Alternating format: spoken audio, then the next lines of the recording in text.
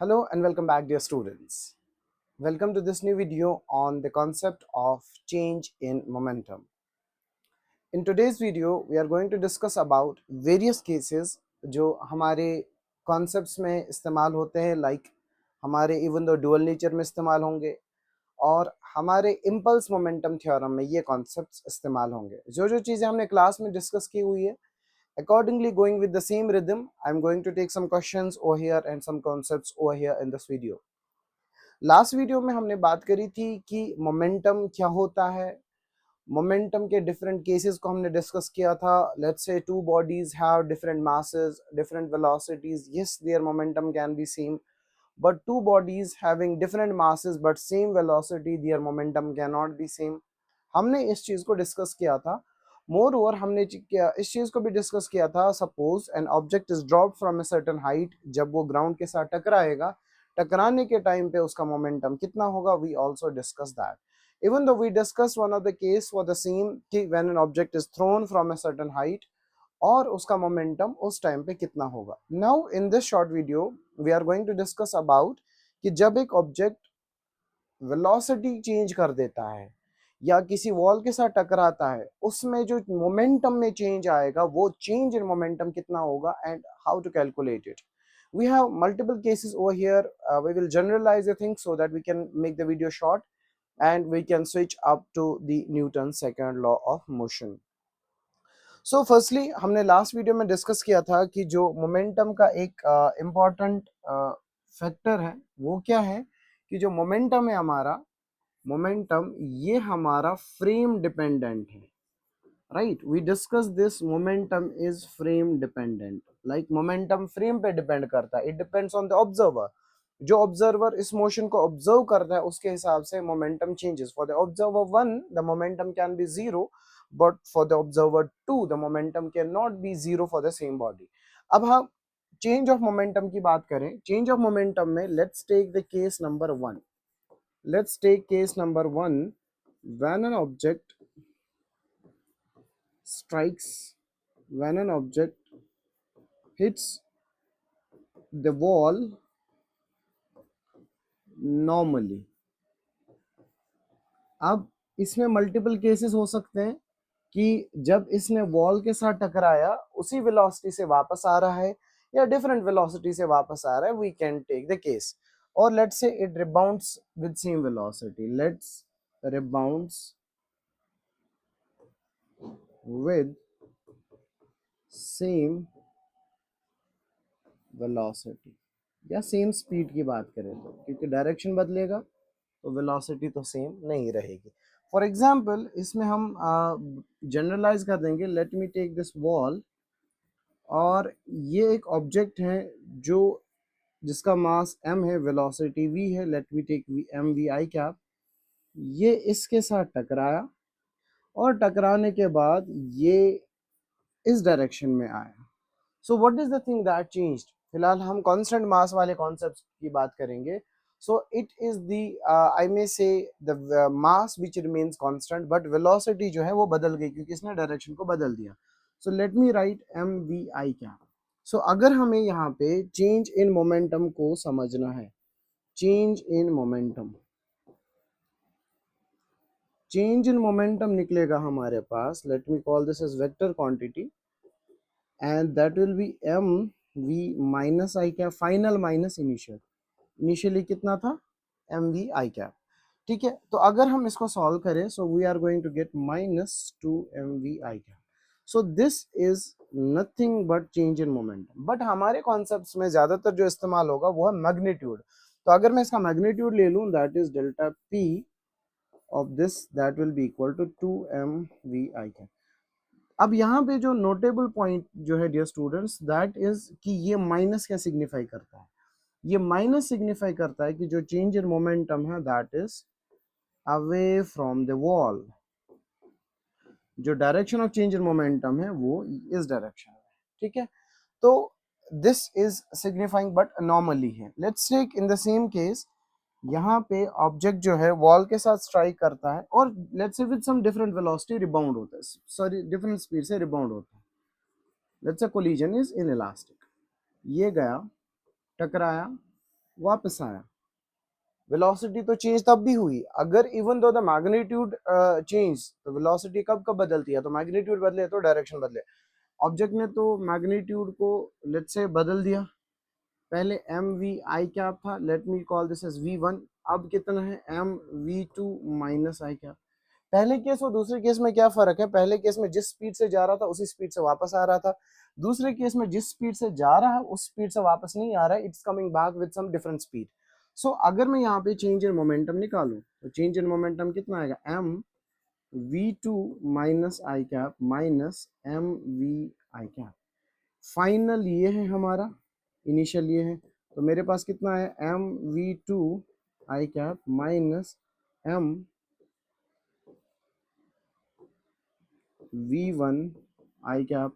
आप m को common निकाल सकते हैं, so you are going to get v2 माइनस v1,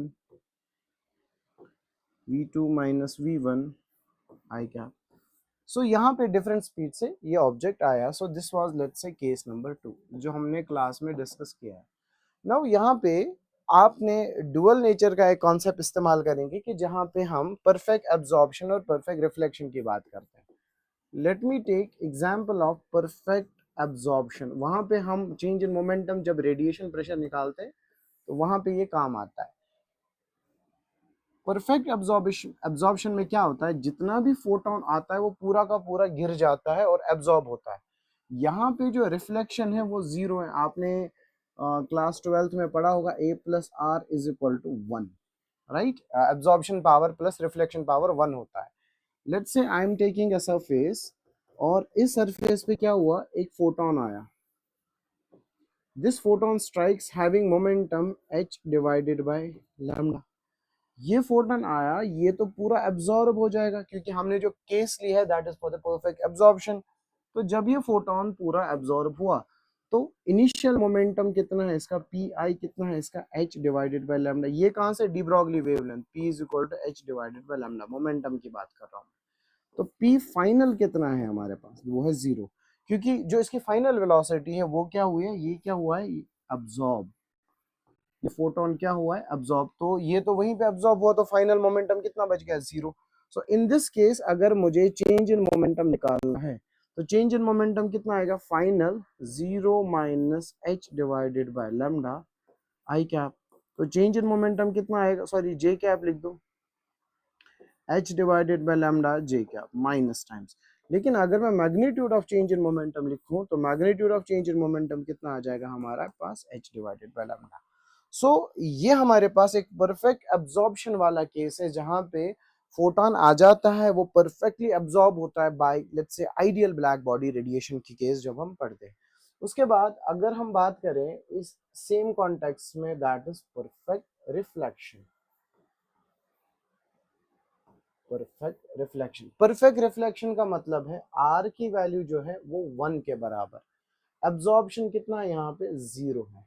तो लेट्स से ये द सेम सरफेस है हमारे पास, यहाँ पे फोटोन आया, फोटोन गिरा और जैसा आया था वैसे ही चला गया क्योंकि there is perfect reflection, there has been no absorption.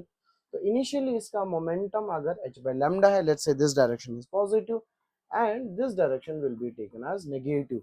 तो यहाँ पे अगर मुझे चेंज इन मोमेंटम निकालना है तो चेंज इन मोमेंटम किसके बराबर आ जाएगा, final minus initial. Let's say this is minus h by lambda minus formula का डिवाइडेड h by lambda, तो ये कितना आ जाएगा, minus 2h divided by lambda. ये आ जाएगा हमारे पास चेंज इन मोमेंटम। अगर मुझे इसी चेंज इन मोमेंटम का क्या निकालना है, मैग्नीट्यूड, तो आपको पता है magnitude of vector can not B negative, वो हमेशा क्या होता है, पॉजिटिव। तो यहाँ पे भी जो हमारे पास चेंज इन मोमेंटम आया वो 2h बाई लैम्डा के बराबर आया। Let's say there is not perfect absorption, not perfect reflection, उस टाइम पे हमें पता है यहाँ पे 1 प्लस आर डैश के टर्म्स में हम इसको लिख सकते हैं। So this was the second case of the, I may say third case for the momentum change. Now अगर हम यही concept जो मोमेंटम चेंज है अदर केसेस में लगा ले, जैसे फॉर एग्जांपल जो हमारे पास एक इंपॉर्टेंट केस है, बहुत जगह काम आता है। लेट अस से यहाँ पे the object is striking at some angle, let me take this case, object is striking at some angle और ये हम नॉर्मल ले लेते हैं और यहाँ पे भी डिपेंड करता है डियर स्टूडेंट्स एंगल किसके साथ बना रहा है, ठीक है। लेट्स से यहाँ से ऑब्जेक्ट आया, टकराया, वापस गया, there is no reduction in the mass over here. हम मास रिडक्शन यहाँ पे कंसिडर नहीं करते, रिड्यूस मास वाला कॉन्सेप्ट यहाँ पे नहीं लगाएंगे, ठीक है। और लेट मी टेक, यहाँ पे ऑब्जेक्ट का मास m है, v है वेलोसिटी, और ये इसका एंगल थीटा है, ये भी इसका एंगल थीटा ही है। Let's say it rebounded with the same velocity, if it is rebounding with different velocity, vector resolution का कॉन्सेप्ट लग जाएगा। सो यहाँ पे मैं वेलोसिटी ले लेता हूँ, मास ले लेता हूँ, दोबारा m वेलोसिटी ले लेते हैं, v। अगर मुझे अब यहाँ पे चेंज इन मोमेंटम निकालना है, if I have to find change in momentum, तो चेंज इन मोमेंटम यहाँ पे अगर आप देखेंगे, ऑब्जेक्ट किसी एंगल पे आ रहा है, टकराया, ऑब्जेक्ट किसी एंगल से, लाइक जिसको हम ग्लैंसिंग भी कहते हैं कि एट सम सर्टेन एंगल जब ऑब्जेक्ट टकराता है तो change in momentum will be in the both directions. तो यहाँ पे change in momentum in x direction अगर हम निकालें, change in momentum in x, as well as we can find change in momentum in y। तो अगर मुझे change in momentum in x as well as change in momentum in y निकालना है, for that I am suppose to having basic idea of resolution of vectors. देखिए ये यहाँ से आया momentum M we, let's say इसका angle है theta, ये है एम वी, और ये कितना होगा m v cos theta. Let me take this direction as positive and this direction as negative, ठीक है, क्योंकि मोमेंटम जो है हमारे पास वो कौन सी क्वांटिटी है, वेक्टर क्वांटिटी। अब इसका एक रिजॉल्व पार्ट जो आएगा वो इधर ही आएगा, that is m v sine theta, और ये नीचे की तरफ जा रहा है, लेट्स से माइनस जे क्या। ये तो है before collision, before striking the wall. जब आफ्टर स्ट्राइकिंग हुआ तो ये ऑब्जेक्ट तो इधर आया, तो इसका एक कंपोनेंट तो इधर ही आ जाएगा, that is m v cos theta minus I cap, और ये वाला m v sine theta minus j cap. अब यहाँ पे आप देख रहे हैं कि जो मोमेंटम में चेंज प्रोड्यूस हो रहा है, या मोमेंटम जो प्रोड्यूस हो रहा है वो both x direction as well as y direction में प्रोड्यूस हो रहा है। तो इस केस में अगर मुझे change in momentum x direction निकालना है तो मैं सिर्फ ये एक्स वाले कंपोनेंट्स की बात करूंगा। अगर मुझे momentum change in y direction की बात करनी है तो सिर्फ मैं momentum change in y direction की बात करूंगा। तो momentum change in x direction final कितना है, फाइनल ये है मेरे पास फाइनल, और ये मेरे पास कितना है इनिशियल इन एक्स डायरेक्शन। तो फाइनल माइनस इनिशियल अगर मैं लिख दूं तो I will right P final vector minus P initial vector, because momentum is also a vector quantity. अब ध्यान से समझना, फाइनल कितना है, वो इस डायरेक्शन में जा रहा है, सॉरी हाँ yes, final is this, it's going in this direction. So I will write m v cos theta minus I cap minus initial momentum कितना है, that is m v cos theta I cap. So final momentum is mv cos theta minus I cap. Initial momentum is mv cos theta I cap. So अगर मैं यहाँ पे momentum को resolve करूँ, so I am going to get minus 2mv cos theta I cap. Now what does this minus reflect? So it is away from the wall. Like अगर ये वाला positive तो चेंज इन मोमेंटम इस direction में produce हो रहा है। तो अगर मैं मैग्नीट्यूड लिखूं तो magnitude will be 2mv cos theta I cap. अच्छा, इसमें अगर मैं वर्टिकल में निकालूं, वर्टिकल में फाइनल मोमेंटम इतना है, तो वर्टिकल में फाइनल मोमेंटम कितना है, नीचे की तरफ जा रहा है m v sine theta j cap, minus तो फॉर्मूला का है और ऊपर से ये वाला फॉर्मूला ये भी माइनस ही आएगा, so that is m v sine theta minus j cap.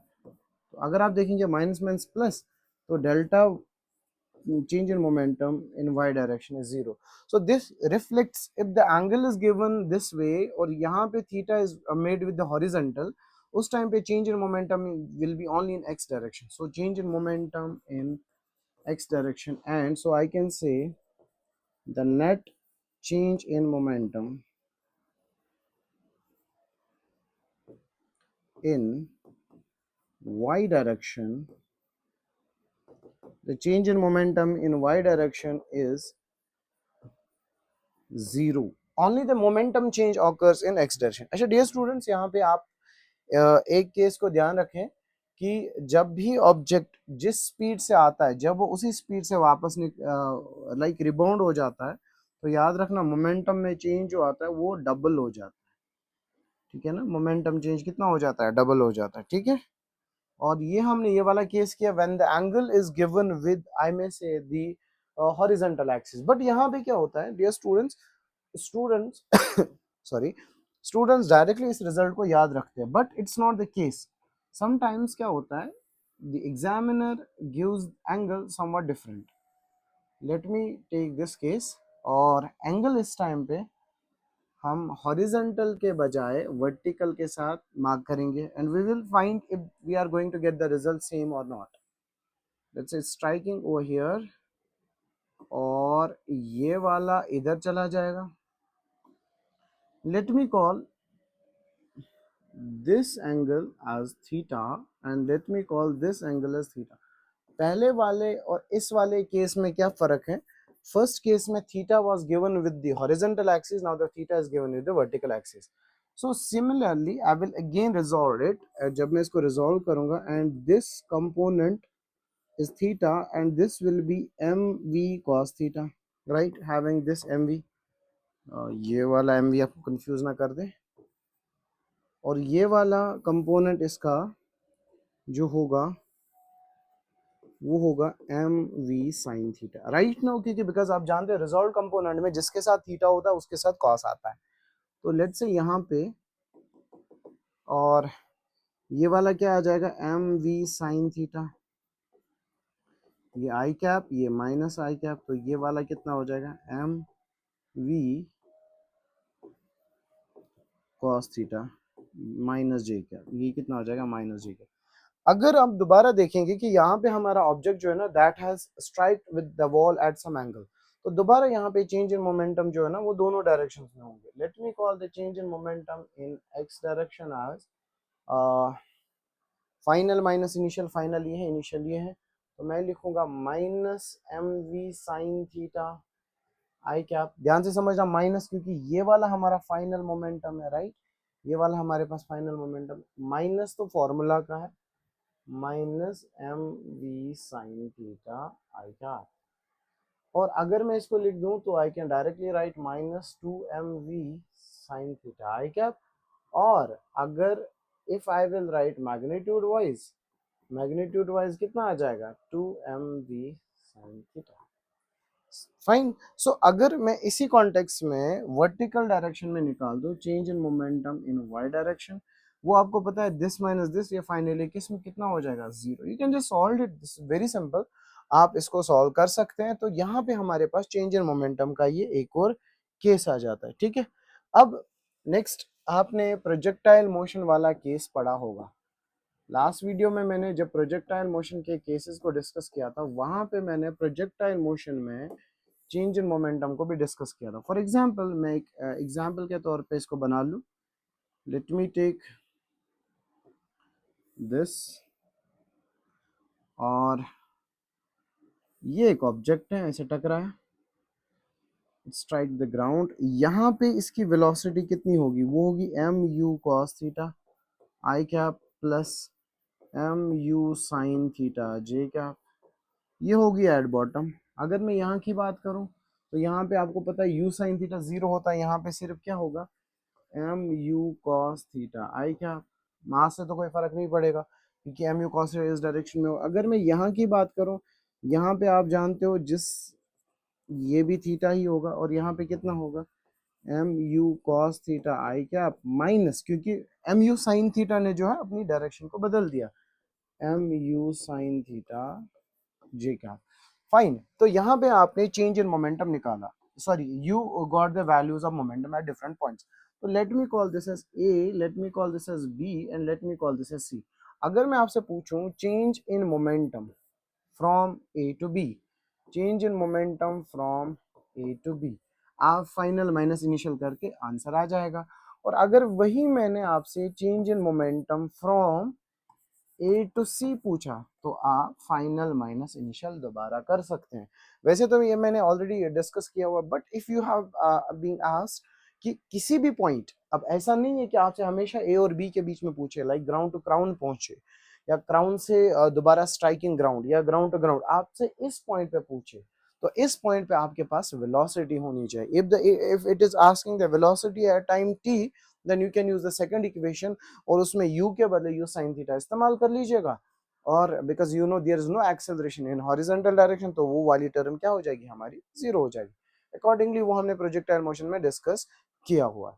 अब इसमें ना एक स्पेशल केस है, वो स्पेशल केस क्या है डियर स्टूडेंट्स, वो है कि जब भी आपसे change in momentum, this is very important, change in momentum at any angle पूछा जाए, change in momentum at any angle पूछा जाए, तो अब आप देखना, let's say this is an object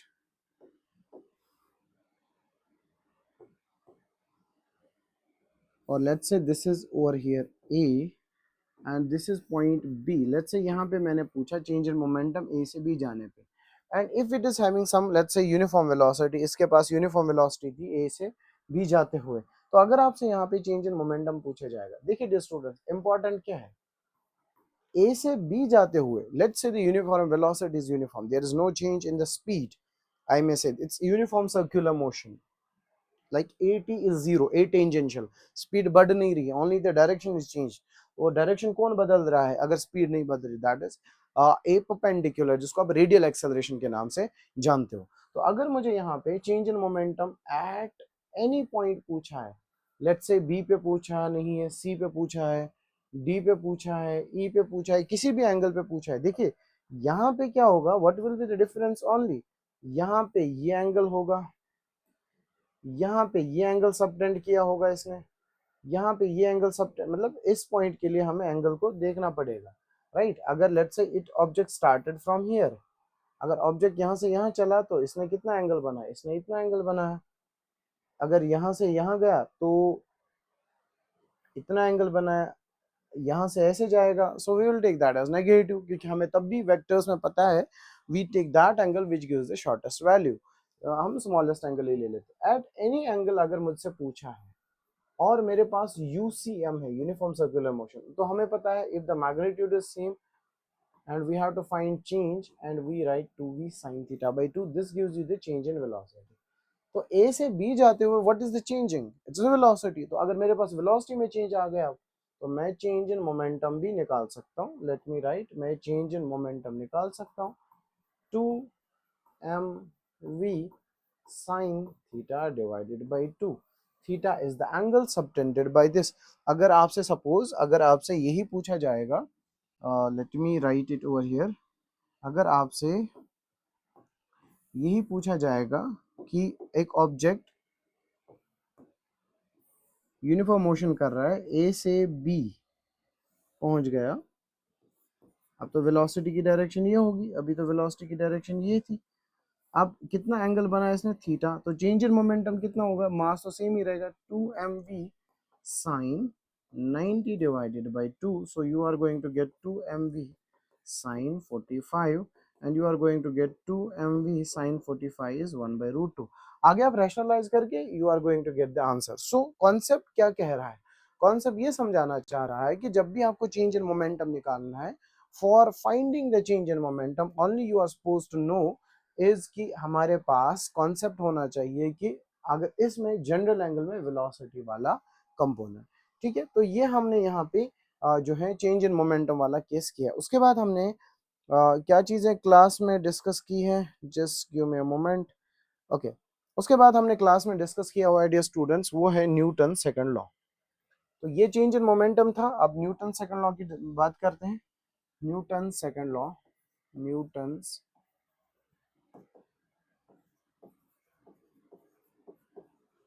second law,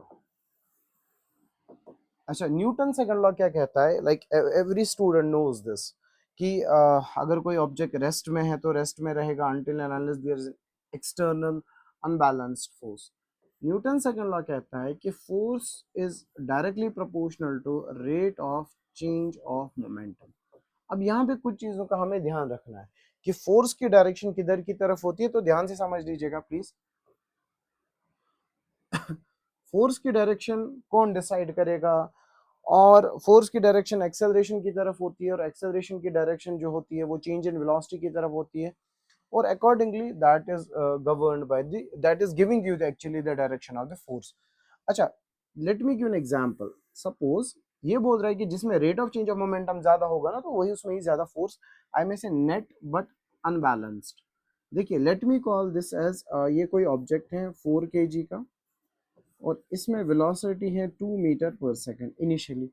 आपने क्या किया, आपने इसके ऊपर लगाया फोर्स F1। जो ही आपने फोर्स F1 लगाया उसके बाद इस बॉडी में यही वेलोसिटी रही, सॉरी मास तो यही रहा, और लेट से इसकी वेलोसिटी हो गई 5 मीटर पर सेकंड। ठीक, अच्छा मैंने सेम बॉडी ली और सेम बॉडी का मास 4 kg था और इनिशियल मोमेंटम कितना था 2 मीटर पर सेकंड, और आपने कोई फोर्स F2 लगाया। अब right now you just change the force is F2 और बॉडी का मास जो है 4 kg ही था। अब इसकी वेलोसिटी जो है only because of this force there is no, और I may say this is a net force, ये जो F2 है ना, ये एक नेट अनबैलेंस्ड फोर्स है। अब इसका जो मोमेंटम है वो 10 मीटर पर सेकंड आ गया।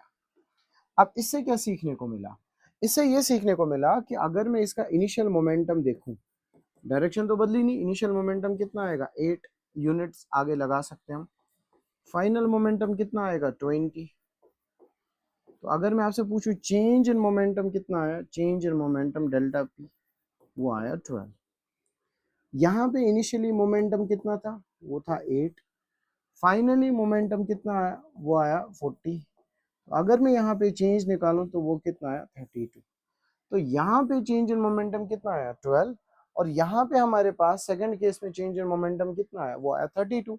तो इसका मतलब जहाँ पे चेंज इन मोमेंटम ज्यादा है ना सेकंड केस में, यहाँ पे चेंज इन मोमेंटम मोर है, तो दैट चेंज इन मोमेंटम के लिए जो रेस्पॉन्सिबल था वो F2 था। तो इसका मतलब F2 will be greater than F1। तो change in momentum per unit time जो हो रहा है वो इसमें सेकंड केस में ज्यादा है in comparison to first case, that reflects that force second is greater than the force first. That is why कि वहां पे मोमेंटम में जो है चेंज वो ज्यादा है। This was the consequence of the what we call as the Newton second law. और इंपॉर्टेंट फैक्टर ये है न्यूटन सेकंड लॉ में कि जो फर्स्ट लॉ है, first law, I mean say first law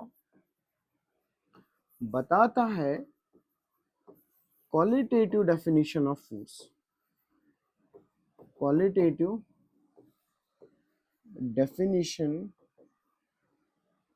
qualitative definition of force।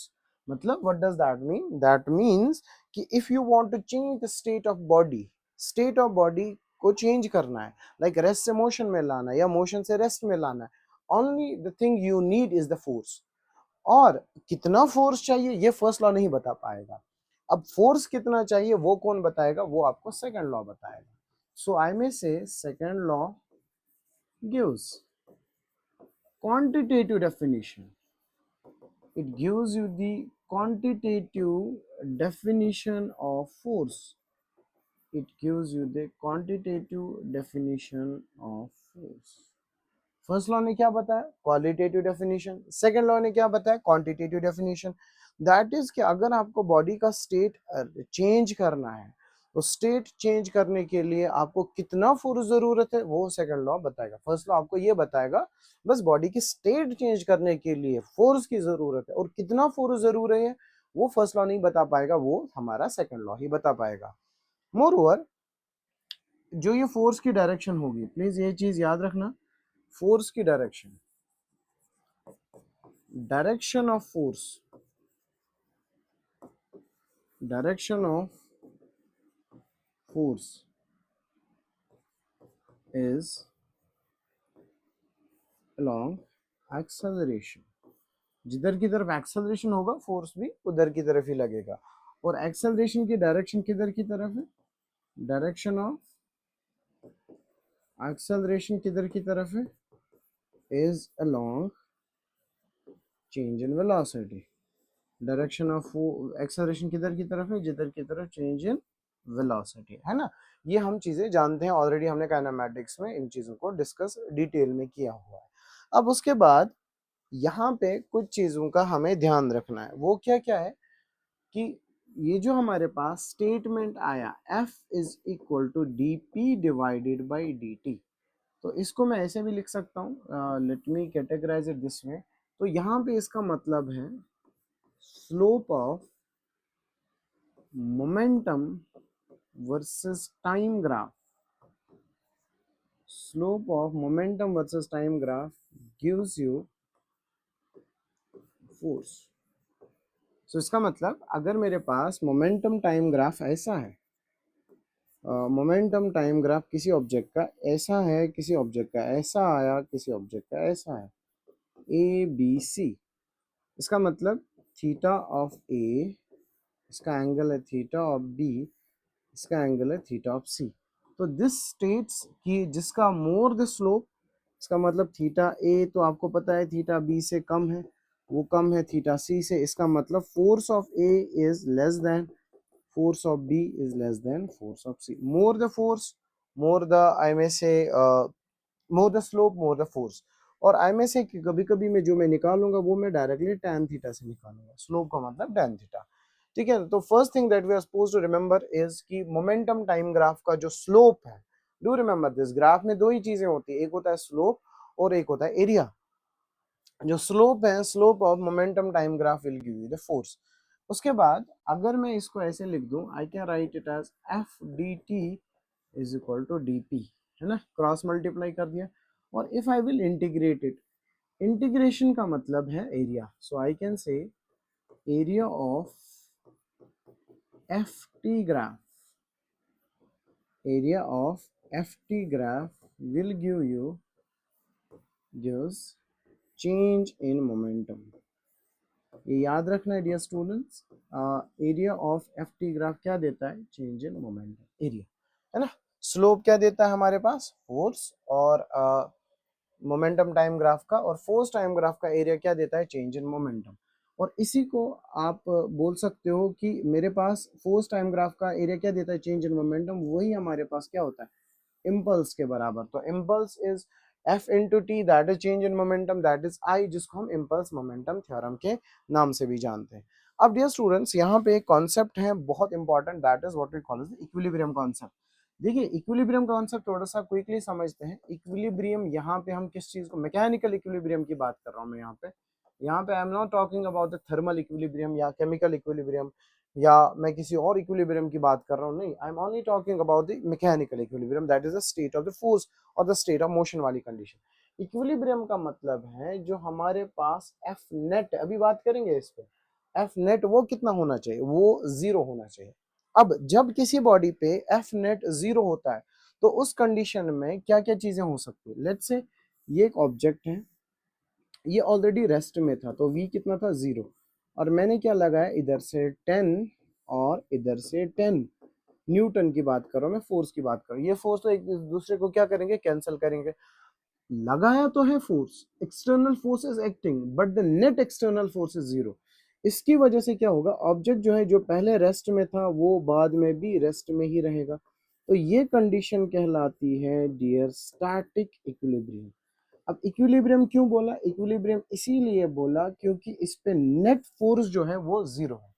अब right now let's say this object was having some constant velocity, और velocity constant का मतलब आपको पता है, velocity constant का मतलब xt ग्राफ मेरा ऐसा आना चाहिए, vt ग्राफ मेरा ऐसा आना चाहिए, और at ग्राफ मेरा ऐसा आना चाहिए। so this is what we call as the velocity constant।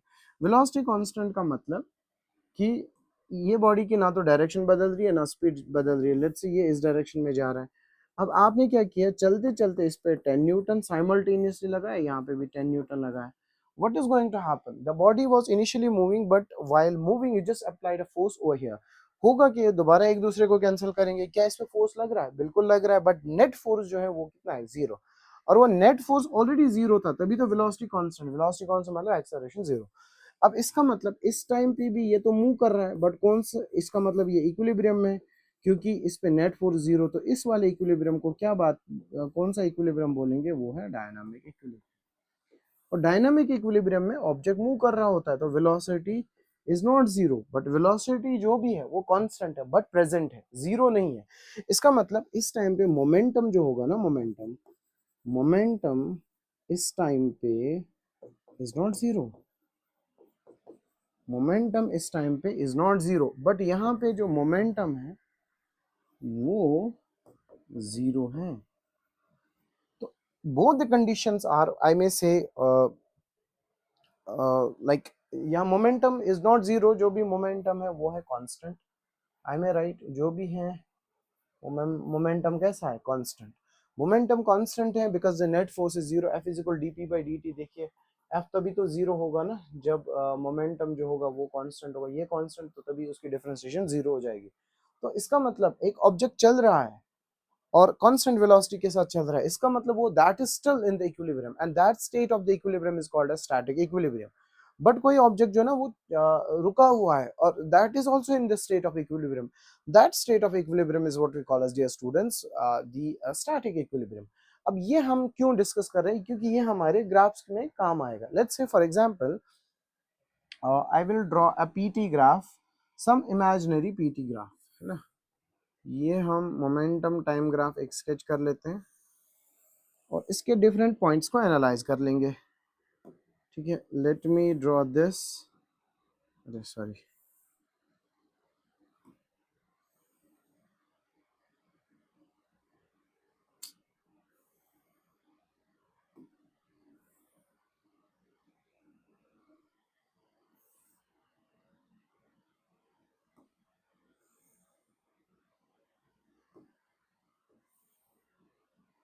Hmm,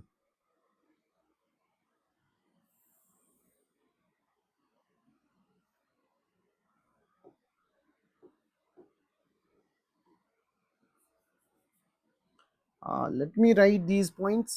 This is momentum time graph, right, PT graph। अब मैं इन पॉइंट्स के नाम दे देता हूँ। let me call this as A, this as B, this as C, this as D, and this as E, this as F, this as G, and this as H। अब इस point से like अब हम इन points को discuss कर लेंगे। जो ए to B है, ए टू बी, क्या यहाँ पे पीटी ग्राफ का कुछ स्लोप है? बिल्कुल है। आप देख रहे हैं मोमेंटम बढ़ रहा है, बढ़ रहा है, बढ़ रहा है। इसका मतलब यहाँ पे जो फोर्स है ना वो in the direction of motion है, क्योंकि मोमेंटम पॉजिटिव, फोर्स भी पॉजिटिव, इसका मतलब फोर्स प्रेजेंट है। फोर्स प्रेजेंट है क्योंकि मोमेंटम चेंज हो रहा है, और चेंज इन मोमेंटम के लिए रेस्पॉन्सिबल कौन सा होगा, वो है फोर्स। तो यहाँ पे फोर्स प्रेजेंट है, इक्विलिब्रियम तो नहीं है। लेकिन अगर आप बीसी पोर्शन की बात करेंगे, बीसी पोर्शन में क्या हो रहा है कि जो स्लोप है वो कांस्टेंट है, तो मैं कह सकता हूँ स्लोप कांस्टेंट तो फोर्स जीरो, तो ये इक्विलिब्रियम में है, this is in equilibrium. Now notable point है, कौन सा इक्विलिब्रियम है? इक्विलिब्रियम तो मैकेनिकल्स में दो होते हैं, that is static as well as the dynamic. यहाँ पे मोमेंटम प्रेजेंट है, मोमेंटम है, मोमेंटम की इतनी वैल्यू आपको मिलेगी, बट जो मोमेंटम है ना वो है कांस्टेंट। और मोमेंटम कांस्टेंट कब रहता है? बाय सेकंड लॉ, कि जब फोर्स जीरो। अब जब फोर्स जीरो होता है तो वो वाला कौन सा इक्विलिब्रियम होता है? वो सॉरी क्या होता है? इक्विलिब्रियम। अब right now momentum is not zero, momentum is there, velocity is there, इसका मतलब अभी भी इक्विलिब्रियम है। वो कौन सा इक्विलिब्रियम है? आई may say the dynamic equilibrium. I may write this is dynamic equilibrium. This is very important point that is to be understood. In the very first case, the body's momentum is increasing. Momentum is increasing means velocity is increasing. Mass तो constant है, mass तो बढ़ेगा नहीं। फिलहाल जो हम constant mass की बात करेंगे तो मोमेंटम बढ़ रहा है, इसका मतलब मोमेंटम बढ़ रहा है, the force is also increasing. तो फोर्स मतलब फोर्स लग रहा है, कॉन्टिन्यूअस एंड कांस्टेंट फोर्स। यहाँ पे कॉन्टिन्यूअस एंड कांस्टेंट फोर्स, कल को सपोज ऐसा आता, इसका मतलब वेरिएबल फोर्स है। कैसे समझना? क्योंकि यहाँ पे कितने स्लोप्स मिलेंगे हमें, ए बी ग्राफ के कितने स्लोप्स मिल सकते हैं? We know the graph is straight, and straight line में सिंगल स्लोप मिलता है। जब सिंगल स्लोप है इसका मतलब जो फोर्स की वैल्यू है वो एक ही मिली है। लेकिन सर अगर फोर्स की एक ही वैल्यू है तो ये मोमेंटम क्यों बढ़ रहा है? बेटा हम जानते हैं ये चीज कि जब भी किसी ऑब्जेक्ट पे कांस्टेंट बट कॉन्टिन्यूअस फोर्स लगता है, इवन तो वो कांस्टेंट है बट वो कॉन्टिन्यूअस लगा ही रहेगा, तो उस केस में क्या हो जाता है? बॉडी की वेलोसिटी जो है चेंज हो जाती है। इसका मतलब ये कॉन्टिन्यूअसली लग रहा है, स्पीड अप हो रहा है। उसके बाद वो फोर्स जीरो हो चुका है, या तो वो फोर्स नेट फोर्स हो गया होगा। अब अगर आप यही सीडी पोर्शन की बात करेंगे, सीडी पोर्शन में वेलोसिटी घट रही है। अब वेलोसिटी को कौन घटाएगा? इसका मतलब मैं ये कह सकता हूँ ये रिटार्ड हो रहा है। रिटार्ड हो रहा है इसका मतलब the direction of acceleration is opposite to the motion. Retardation का मतलब नेगेटिव एक्सेलरेशन नहीं होता है। लास्ट अगर आप एक्सेलरेशन की वो कंप्लीट वीडियो देखेंगे उसमें मैंने बहुत डिटेल में डिस्कस किया मल्टीपल 5 to 6 केसेस लेके कि रिटार्डेशन का मतलब नेगेटिव एक्सेलरेशन नहीं होता है। जिसका मतलब बॉडी की जो है ना स्पीड डाउन हो रही है। स्पीड डाउन कौन कराएगा? Acceleration would be in the opposite direction. अगर एक्सेलरेशन अपोजिट डायरेक्शन में है तो फोर्स भी अपोजिट डायरेक्शन में होगा वेलोसिटी के। अब वो कैसे पता सर? फोर्स तो मोमेंटम तो पॉजिटिव, मोमेंटम पॉजिटिव, मास तो हमेशा पॉजिटिव होगा, तो इसका मतलब वेलोसिटी पॉजिटिव। वेलोसिटी तो पॉजिटिव है बट बॉडी जो है वो स्पीड डाउन हो रही है, इसका मतलब एक्सेलरेशन नेगेटिव। ठीक है, एक्सेलरेशन नेगेटिव, लेकिन वो फोर्स से मुझे कैसे पता चलेगा? वो है कि ये कौन सा ग्राफ है? PT graph. पीटी ग्राफ के स्लोप से क्या मिलता है? फोर्स। अगर आप यहाँ पे देखेंगे जो मेरे पास जो स्लोप है वो कौन सा है? ऑब्ट्यूस। और tan ऑब्ट्यूस क्या होता है? नेगेटिव। इसका मतलब सीडी पोर्शन में फोर्स जो है वो नेगेटिव है। फोर्स जो है नेगेटिव, इक्विलिब्रियम नहीं है। डीई पोर्शन, जो हमारे पास डीई पोर्शन है, डीई पोर्शन में there is no slope, there is no momentum, body is at rest. इसका मतलब यहाँ पे इक्विलिब्रियम है, बट कौन सा इक्विलिब्रियम है? वो है स्टैटिक इक्विलिब्रियम। वो कौन सा इक्विलिब्रियम है? Static equilibrium. So in this entire I mean से पीटी ग्राफ अगर हम ऑब्जर्व करेंगे, आगे दोबारा देखेंगे, ई एफ में क्या हो रहा है कि मोमेंटम बढ़ रहा है बट कॉन्स्टेंटली बढ़ रहा है, मतलब एक ही इसका मतलब फोर्स एक ही लग रहा होगा, कॉन्टिन्यूअस है। एफ जी में फोर्स जीरो, तो इसका मतलब डायनामिक इक्विलिब्रियम, क्योंकि यहाँ पे मोमेंटम की को सॉरी मोमेंटम की एक वैल्यू आपको मिल रही है। सो ये यहाँ तक हमने क्लास में आई गेस सेकेंड क्लास में डिस्कस किया था। और उसके बाद हमारे पास कुछ बेसिक आइडिया होता है, that is for the Newton second law.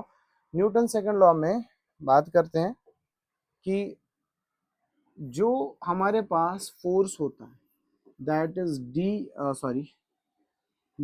D p divided by d t. Now यहाँ पे हमारे पास जो आपने बेसिक पढ़ा होगा F net is equal to M a, हमारे पास दो चीजें आ सकती है, तो मास भी वेरिएबल हो सकता है या तो फोर्स भी वेरिएबल हो सकता है। In place of p I will write m v, है ना। यहाँ पे हमने लिखा मोमेंटम के बदले एम वी। अब यहाँ पे मास भी वेरी कर सकता है, वेलोसिटी भी वेरी कर सकता है। Let's say both are varying.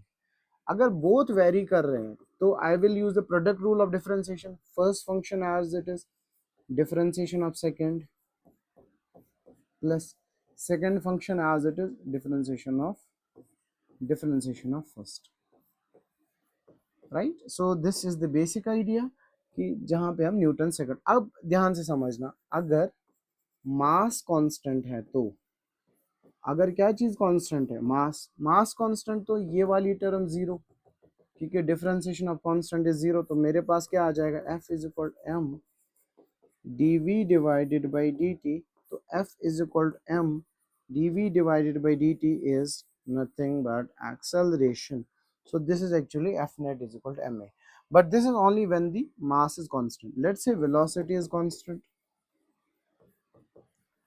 velocity constant है जैसे, और mass vary कर रहा है। Let me take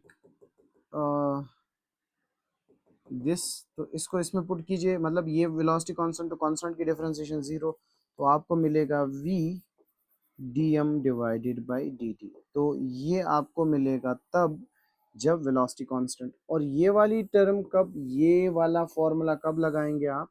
जब when both mass and velocity, when both mass and velocity are variable। जो आपने अभी तक फॉर्मूला पढ़ी है F net is equal to M A, वो तब होता है जब हमारे पास, सॉरी ये भी हमारे पास यहाँ पे नेट ही होता है, जब हमारे पास जो है मास जो है कांस्टेंट होता है। उसके बाद आप ये देखते हैं कि ये वाली फॉर्मूला वेरिएबल मास वाली आप कहाँ कहाँ पे लगाते? लेट्स से रॉकेट जेट्स में ये काम आएगा, और ये वाला फॉर्मूला आपका रॉकेट जेट्स में लगेगा। आपने सुना होगा एयरपोर्ट्स में हमारे पास कन्वेयर बेल्ट्स होते हैं, कन्वेयर बेल्ट्स में ये फॉर्मूला जो है सॉरी काम आता है। उसके बाद आपने रॉकेट जेट्स और या रॉकेट प्रपल्शन की बात करें, वाटर जेट्स में ये ये काम आता है जहाँ पे वेरिएबल मास होता है. So this is what we call as the variable mass. जहाँ पे मास फ्लो रेट, जैसे प्लेन हवा में चढ़ता है, the plane when takes off, उसके बाद हर सेकंड में फ्यूल जलता है, let's it's moving with the same velocity. या रॉकेट की बात करें, रॉकेट सेम स्पीड से जा रहा है, सेम डायरेक्शन में, बट गैसेस एग्जॉस्ट हो रहे हैं. जो ही गैसेस एग्जॉस्ट हो रहे हैं तो उस केस में क्या हो जाता है कि मास वेरिएबल हो जाता है, राइट.